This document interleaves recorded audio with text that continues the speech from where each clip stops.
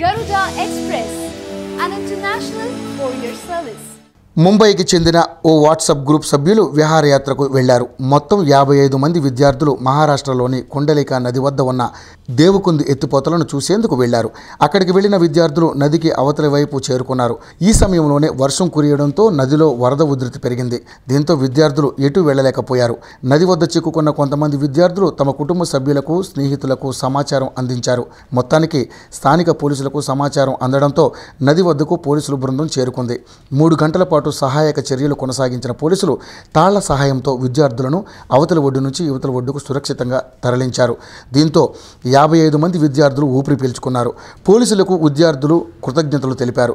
గతంలో 2 తెలుగు రాష్ట్రాలకు చెందిన 24 మంది ఇంజనీరింగ్ విద్యార్థులు ఇలాగే విహారయాత్రకు వెళ్లి బియాస్ నదిలో చిక్కుకొని వరద ఉధృతికి అందులో కొట్టుకుపోయిన సంగతి తెలిసిందే.